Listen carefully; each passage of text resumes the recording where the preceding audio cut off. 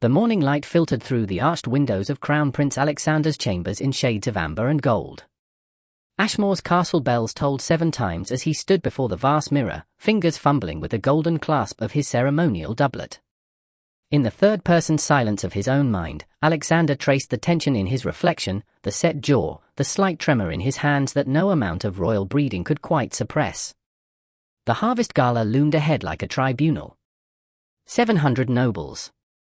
70 pairs of calculating eyes watching for weakness.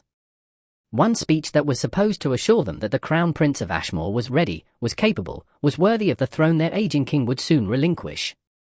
His father had taken ill 3 weeks ago. The physician spoke in hushed tones. The council had begun whispering about succession. Alexander was 28 years old, trained since birth for this moment, and absolutely convinced he would fail spectacularly. He adjusted his vestments again. Then again. The fabric fell perfectly, it always did, yet something in his chest remained hopelessly askew. "The speech is written, Your Highness," a voice observed from the shadows. Alexander didn't flinch. After 7 years, Lieutenant James Sterling's arrivals had become like the changing of light. You didn't notice it happening, only that it had. James Sterling stood in the corner of the chamber with the practiced immobility of someone who had learned to become part of the architecture itself. His uniform was pressed to military perfection, dark grey and navy with the silver insignia of the Royal Guard catching the morning light. Not a thread out of place. Not a single muscle betraying tension. Eyes forward, but aware, always aware of every shadow, every doorway, every potential threat to the prince. This was how James had always been. This was what made him invaluable. Alexander turned from the mirror with a half smile. "You've been listening to my fumbling for a full minute, haven't you?" 90 seconds precisely, Your Highness."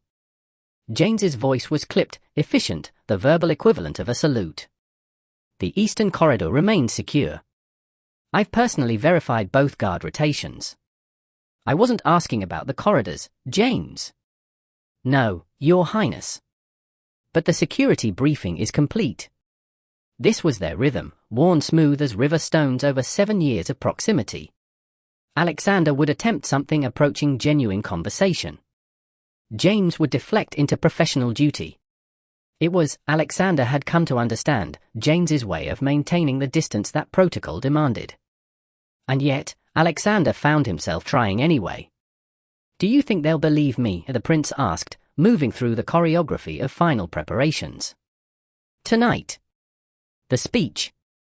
Do you think the nobility will actually believe that I'm ready to lead?" James's gaze remained fixed on the corner where the wall met the ceiling, a point of strategic advantage that allowed him to monitor 3 potential entrances simultaneously. "Your Highness is well prepared. The speech is strategically sound. Your delivery has been." James. The use of his given name, without title, hung in the air like an invitation James had learned not to accept. Not in 7 years. Not once. "Yes, Your Highness," James corrected himself, and the moment passed. Alexander sighed, returning to the mirror to practice the commanding stride he'd been working on for the past hour. Military officers stood like that, spine straight, shoulders back, each step a declaration. He'd been attempting it all morning, trying to map the geometry of confidence onto his own uncertain body. He managed 3 steps before disaster. His foot caught on the hem of his ceremonial robe. His balance, never meant to be graceful, lurched sideways. For a heart-stopping moment, he saw the marble floor rushing up to meet him, and then a hand, steady and sure, was there at his elbow. James had moved from the corner to his side in a motion that seemed to have no beginning, no intermediary steps. The catch was executed with such casual certainty that it might have looked effortless to anyone who didn't understand how close that had been to genuine injury. Alexander felt heat flood his face. Heat and something else, that strange, complicated feeling he'd learned to associate with James Sterling. "Perhaps," James said, releasing him once the prince had found his balance, "the stride comes from within, Your Highness, rather than from the feet." Alexander let out a surprised laugh, sharp and genuine. "You're saying I think too much about walking. I would not presume to comment on Your Highness's thoughts." There was something in James's voice then, something that didn't quite fit the professional monotone. A texture. A hint. though I note that standing motionless for 7 years has permitted me to master my own feet rather thoroughly." The prince turned to face his bodyguard directly, and caught, just for an instant, a flash of something in those carefully controlled grey eyes. Amusement, perhaps. Or something very close to it. "You're mocking me," Alexander said, delighted. "James Sterling, you're genuinely mocking your prince." "I would never, your highness." But the faintest crease had appeared at the corner of James's mouth. Barely visible. Gone almost immediately. Merely observing. Alexander shook his head, still smiling. "You're impossible." "Yes, your highness." And there it was again, that flicker between them that neither of them acknowledged, that protocol for bad acknowledging, that had been growing steadily since the day James Sterling entered his service and became utterly indispensable to something far more complicated than mere security. The prince turned back to the mirror, catching James's reflection in the glass. His bodyguard had already resumed position in the corner, immobile as before. But the crease at his mouth hadn't entirely faded. 7 years ago. The assassination attempt had been, in retrospect, almost delicate as these things went. A dagger. A ceremony in the Great Hall.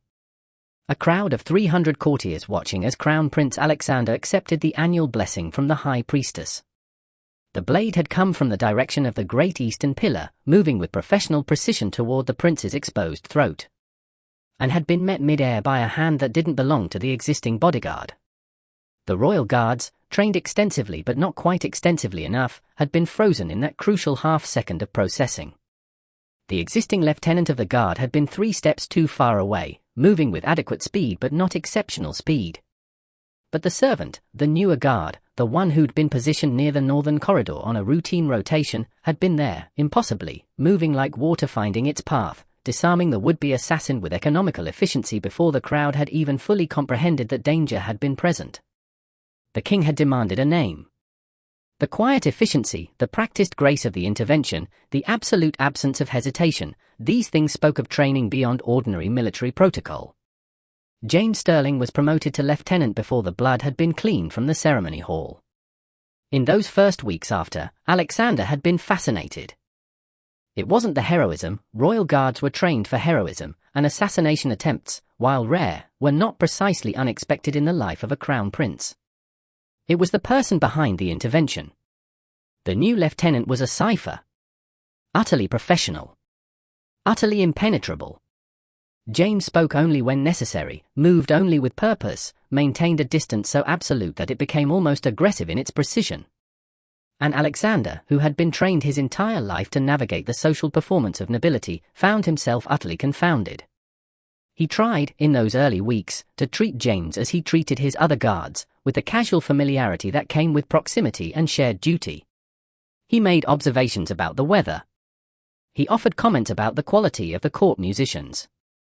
He asked personal questions that were carefully framed as innocuous but designed to create opening in that impenetrable facade.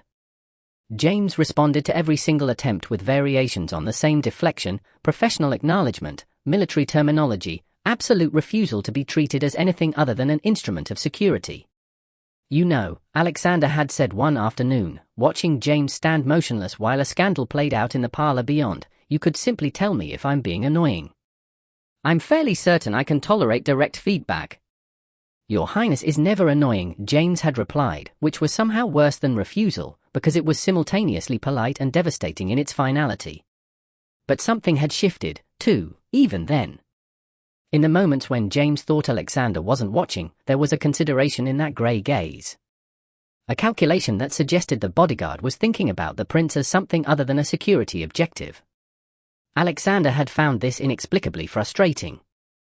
And gradually, over months and then years, the frustration had transformed into something he had no name for, something that made him acutely aware of where James was standing in any given room, something that made his pulse accelerate when their hands accidentally brushed during formal occasions, something that made him look for opportunities to catch James off guard and earn one of those rare, invisible smiles.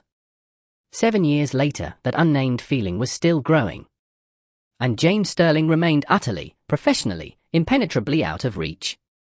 The harvest gala was a monument to excess, gold leaf adorning every surface, candles by the hundreds casting the grand ballroom into a golden haze, an orchestra positioned on a dais above 300 of Ashmore's most influential nobility.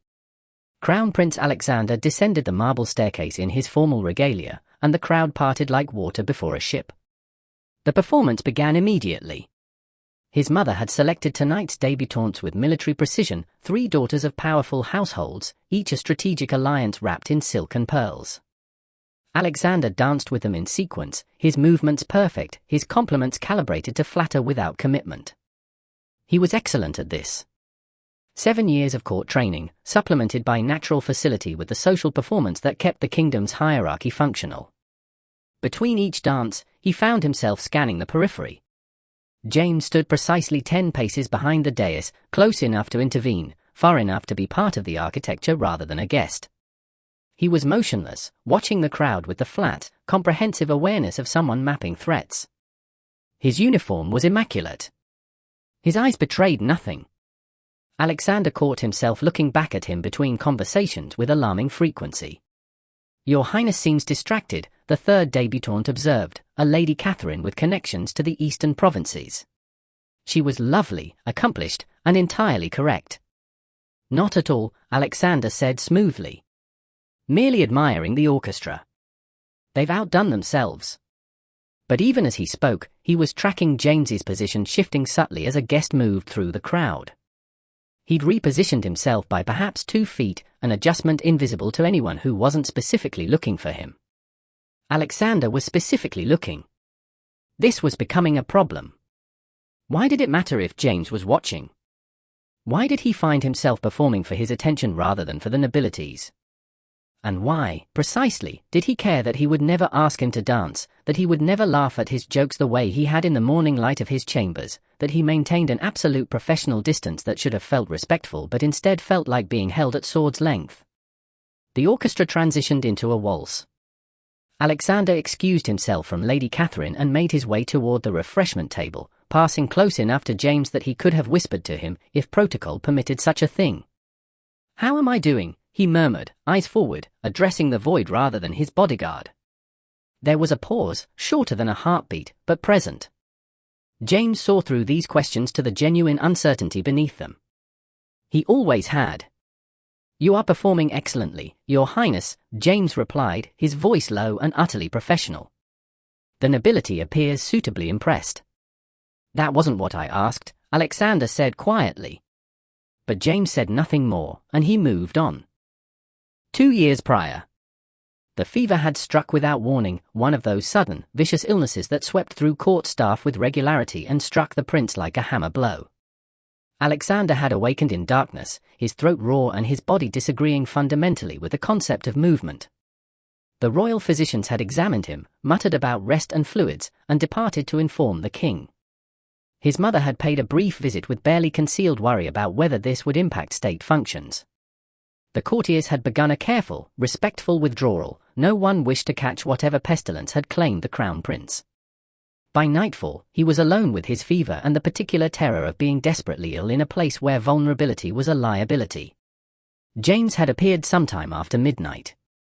Just there, settling into a chair beside the bed with the same immobile grace she brought to guard duty. "Leave me," Alexander had said, though it came out as a croak. "You'll catch this." "No, Your Highness, I won't." She'd already prepared a cloth, dipping it into cool water. The relief when she pressed it to his forehead was immediate and profound. He'd made an embarrassing sound, something between gratitude and surrender. Through the night, James had maintained her vigil. Fresh compresses every few minutes. Water held to his lips. Hands that never wavered, movements that never hesitated, a presence that made the room feel less like an isolated cell and more like somewhere vaguely safe.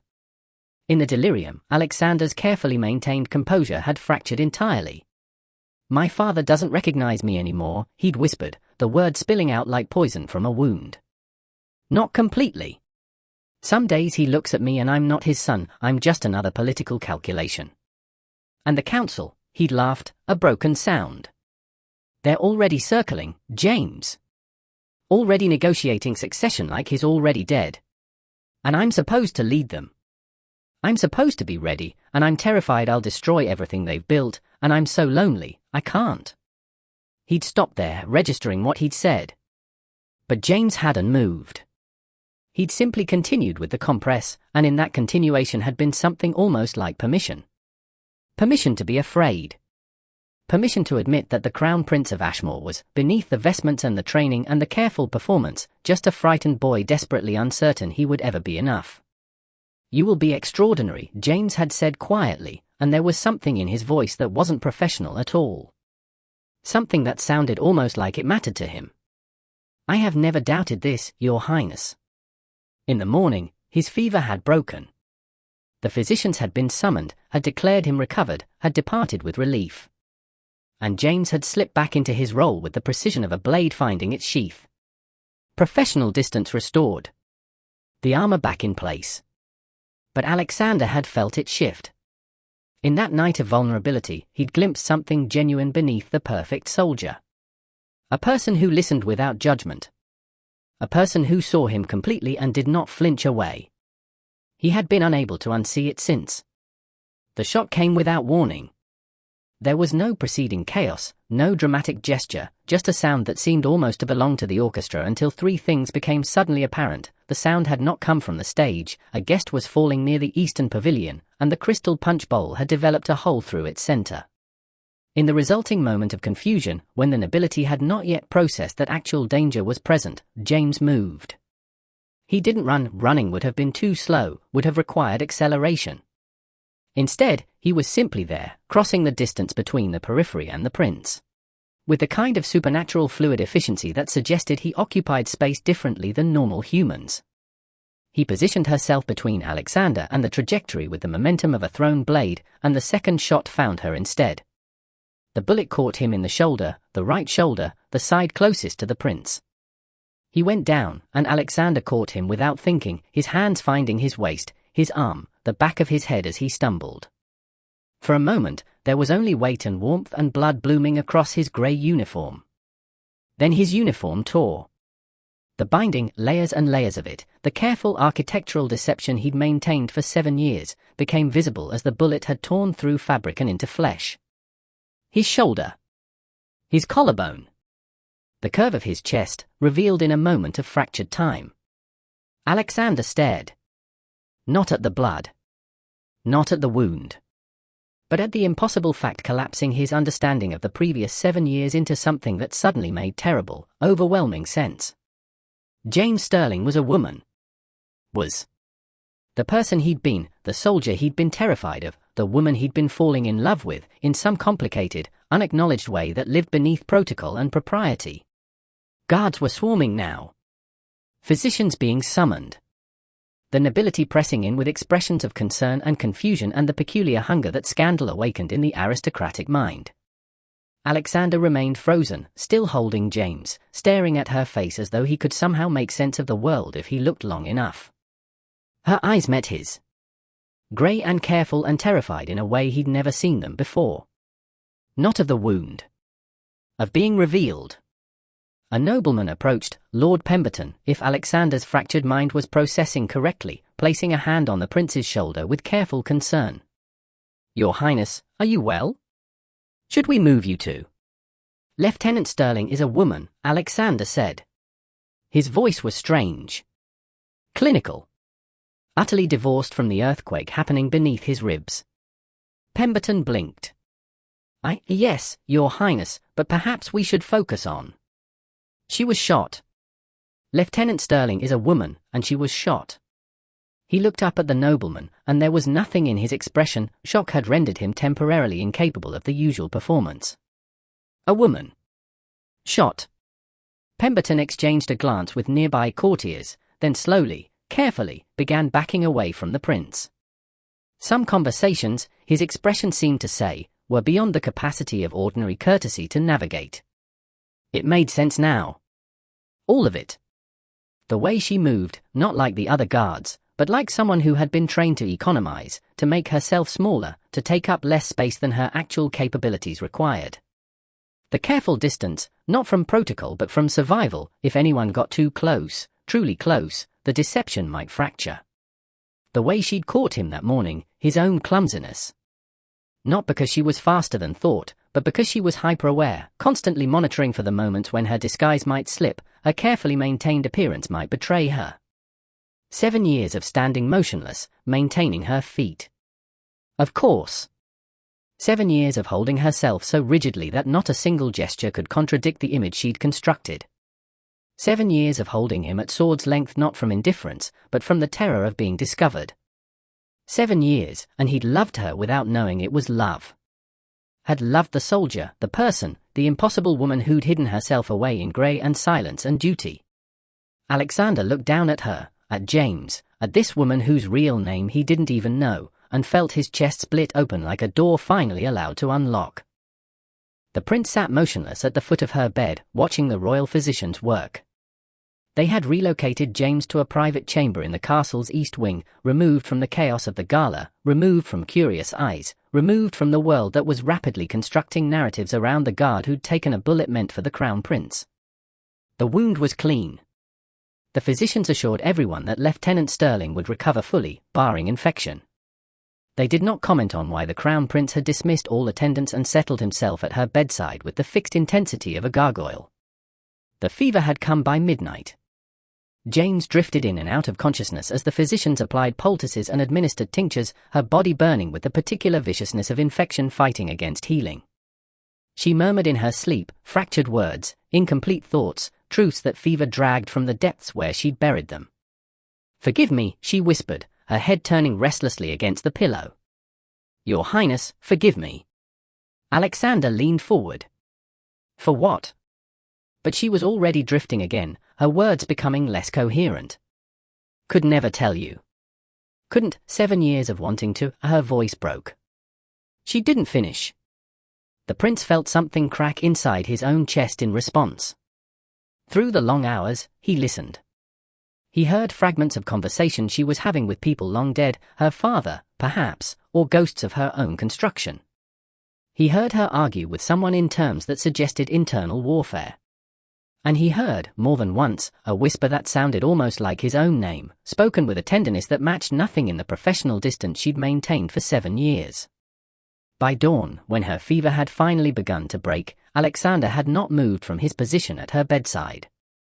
He had not slept, his eyes were red-rimmed, his clothes rumpled from the night's vigil, and his mind was operating at a strange, crystalline intensity that came from exhaustion and revelation combined. He had spent 7 years loving someone he believed to be a man, and now had to reconstruct those 7 years with the knowledge that every moment of it had meant something entirely different.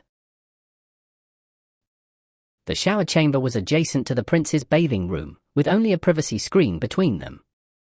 James stood in full armor despite the hour. Guard duty was guard duty, and there were protocols that even simple bathing could not suspend. She listened to the sound of water, of movement, of the prince's voice carrying easily over the barrier of fabric and courtesy. "There was a moment today," he was saying, and his tone suggested he was speaking to the ceiling rather than to her, "when Lord Ashton actually challenged my authority in front of the entire council. Me. The Crown Prince. He suggested that perhaps I should defer to his experience in matters of trade, as though I haven't been studying policy since I was 12 years old." James remained motionless, watching the edge of the privacy screen as though it might reveal secrets. "Do you know what I wish?" Alexander continued, and there was something in his voice now that wasn't the polished royal performance. "I wish I had your certainty. That absolute conviction you have about your place in the world. You stand in a room and you simply are, no doubt, no hesitation. You move through uncertainty like water. How do you do that, James? How are you so utterly convinced of yourself?" Behind the screen, James felt something crack inside her chest. She had spent a year loving him, longer, truly, but the last year had been the year she admitted it to herself. A year of standing in bathing chambers, listening to his uncertainties, wanting desperately to cross that privacy screen and tell him that his doubt was what made him worthy of the throne. That his fear meant he would never be the careless tyrant she'd read about in history. That she loved him not despite his vulnerability but because of it. But she could not tell him any of these things. She was a woman wearing the armor of a soldier. She was a noble woman pretending to be a working guard. She was in love with a prince who would never look at her as anything but the loyal officer who kept him safe. I am simply doing my duty, Your Highness, she said quietly. There is certainty in that, if nothing else. Perhaps that's what I need, Alexander mused. To think of the throne as a duty rather than a judgment. To simply do it, rather than endlessly questioning whether I'm capable. In her armor, feeling every inch of the binding beneath it, James had wanted to scream.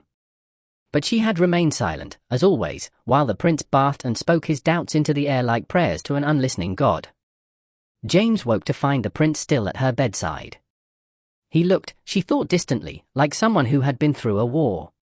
Which, she supposed, he had been a private war fought entirely in his own mind while she'd been unconscious and fevered. Your real name, he said. Not a question. Commanded with the full weight of his royal authority, the one thing she had never been able to resist. James tried to deflect, years of habit made it automatic. Your Highness, I. No. His voice was rough from lack of sleep and something more complicated. No more professional distance. No more Lieutenant Sterling. Your name. Who are you? She could have lied. 7 years of maintaining her identity meant she was excellent at deception.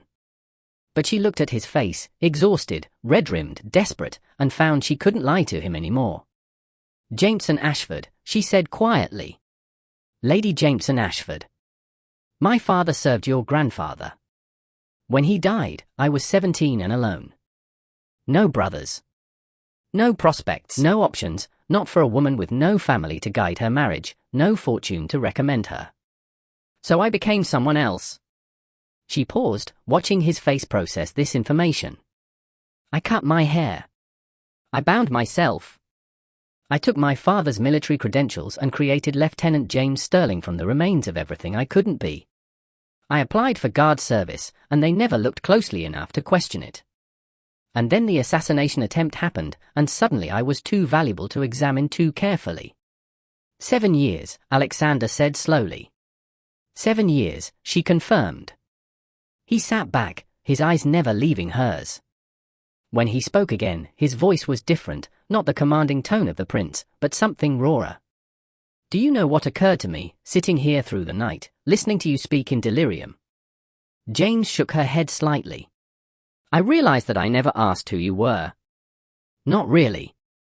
I asked where you'd trained. What your methods were. Why you were so impossibly good at your job.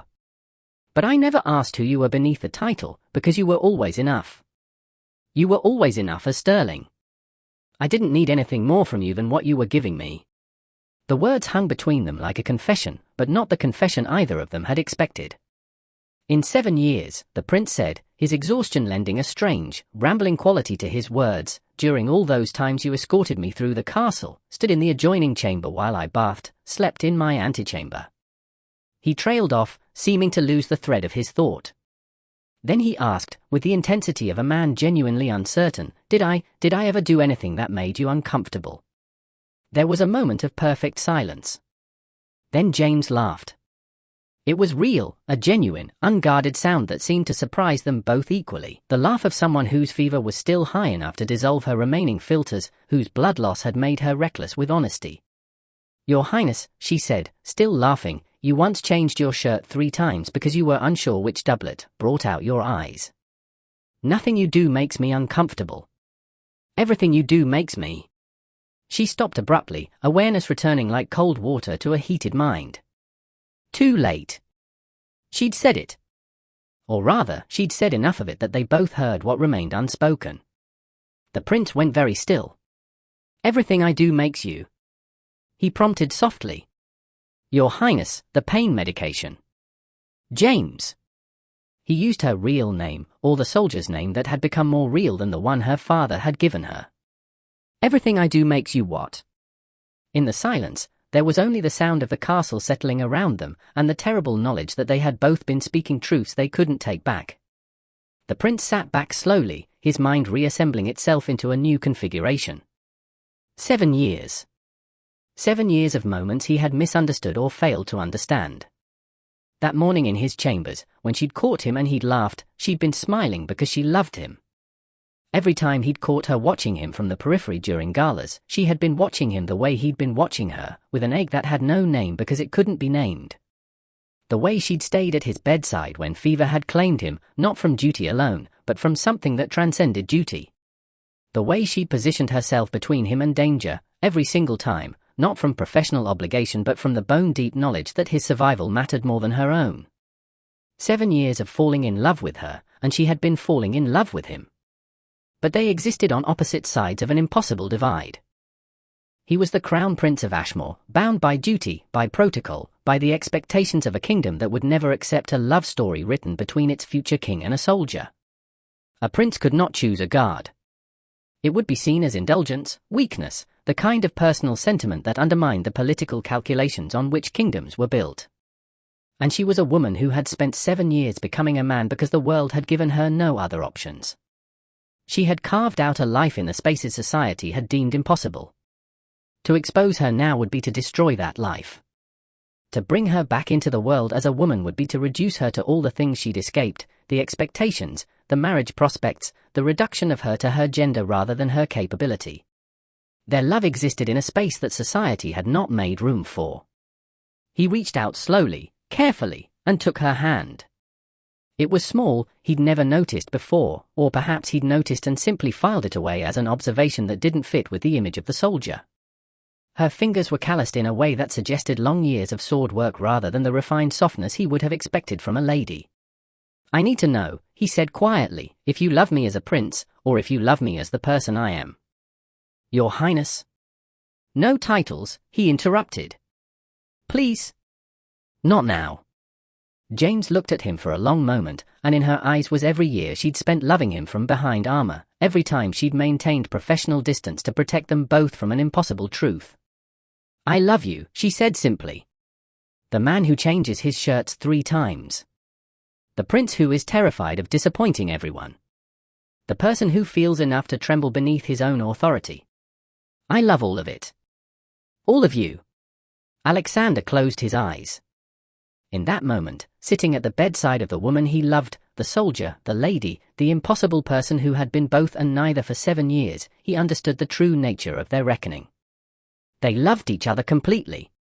And they had no idea how to exist in that love without destroying everything else.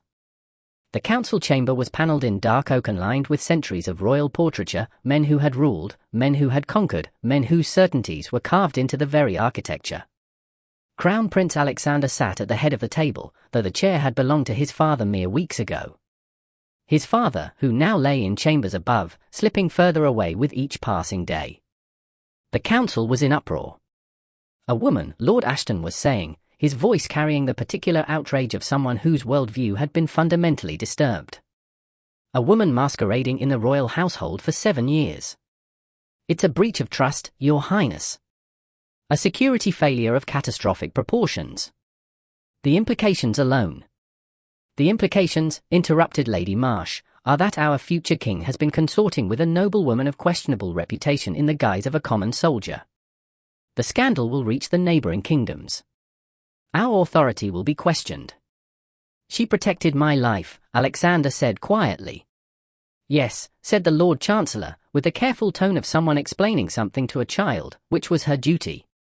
A duty she performed adequately while maintaining a deception that undermines the very fabric of." "She protected my life," Alexander repeated, and this time there was a note in his voice that silenced the council. "Royal authority. Not performing it, but inhabiting it completely. For 7 years. With complete dedication. While hiding a truth that could have destroyed her. And you would repay that loyalty by questioning her honor." He stood, and the weight of the moment pressed down like a physical thing. "James Ashford will remain as my bodyguard for as long as she chooses to hold that position. And when I ascend to the throne, which will be soon, Jameson Ashford will be restored to her titles and her name. She will be recognized by this court with the full dignity of her station. This is not negotiable." The council exchanged glances. Lord Ashton attempted to speak. Alexander simply turned away, his back to them, waiting for them to understand that the matter was decided. Behind him, he did not need to see to know that James, standing at her post in the corner, as always, was hearing every word. That she was understanding, perhaps for the first time, that he was offering her something beyond love. He was offering her the world. Weeks passed. The wound healed. The royal physicians pronounced James fit to return to duty. The kingdom, with remarkable efficiency, began the process of absorbing scandal into the fabric of normal discourse. There were whispers in the court, certainly. There were jokes among the servants. But the Crown Prince had spoken with such absolute authority that the matter was closed, at least publicly. James returned to her post. But everything had changed. When she stood guard now, Alexander was acutely aware of her in a way that surpassed mere proximity. He registered her breathing, the rhythm of it, steady and measured. He tracked the subtle shift of her weight as she moved from one position to another. He noticed the way her eyes followed his movements through a room, and the way she no longer quite managed to hide the attention as professional distance. There was a new weight to her movements. As if she, too, was relearning how to exist in his presence now that he knew her name. As if every step she took was a deliberate choice rather than a trained response. At state dinners, when she stood behind his chair, he had to consciously prevent himself from reaching back to confirm she was real.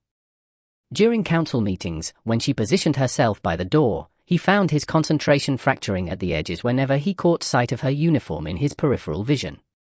They did not speak of it. Protocol still demanded professional distance.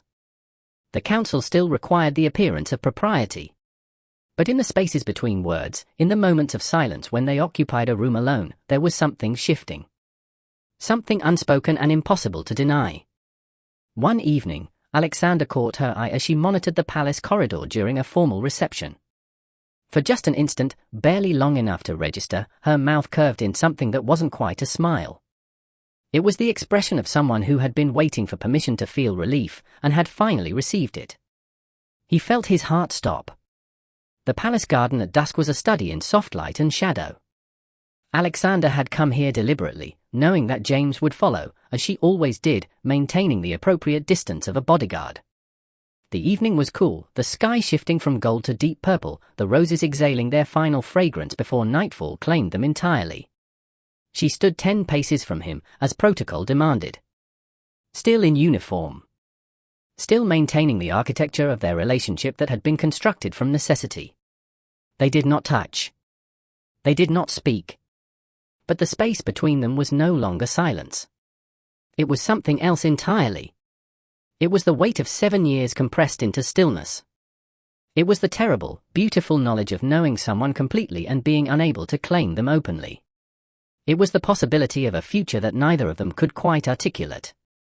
Alexander looked at her, at the woman who had chosen, every single day for 7 years, to keep him safe. At the soldier whose silence had been armor. At the person whose name he now knew but whose depths he had only begun to explore. His narration, finally, allowed itself the truth. I did not fall in love with Lieutenant Sterling. I fell in love with the woman who chose, every single day for 7 years, to keep me safe. And now that I know her name, I intend to spend the rest of my life learning everything else about her, with or without the world's permission. Your Highness, James said quietly, a servant approaches from the east corridor. Urgent news about the council. Of course she'd heard them first. She always did. The servant reached them quickly, slightly breathless from hurrying. As he came to a stop, he faltered visibly, caught between protocol and unprecedented circumstance. Your Highness, he began, then glanced at James with obvious confusion. His mouth opened and closed as if he were genuinely unsure which title to use, which form of address was even theoretically appropriate for a woman who was simultaneously a guard, a lady, and an entirely new category of person that society had no name for. James and the prince exchanged a look. In that look was 7 years of inside jokes that no one else would ever understand. The absurdity of asking what someone should be called when you'd spent years watching them become someone new every time the circumstances demanded it. You may call me, James said, with perfect dry wit, the woman who's been protecting this idiot's life for 7 years. Seems efficient. The prince laughed. It was the same laugh from that morning before the harvest gala, genuine and surprised and utterly unguarded. The laugh of someone who had finally been allowed to acknowledge what he'd been hiding from himself. And James allowed herself a smile. Not the controlled, professional expression she'd maintained for 7 years. Not the careful arrangement of muscles designed to seem strong and impenetrable.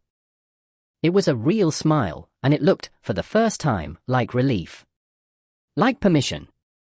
Like the armor finally being allowed to crack. The servant, thoroughly baffled, decided that discretion was the better part of valor and departed to deliver his message at a more opportune moment. Alexander reached forward slowly, deliberately, giving her every opportunity to step back, to maintain distance, to reassert the boundaries that had kept them both safe for so long. She did not move. His hand found her face with surprising tenderness for someone who had spent his entire life performing confidence. His thumb traced her cheekbone with all the reverence and care of a man handling something sacred. Then he leaned forward and kissed her forehead.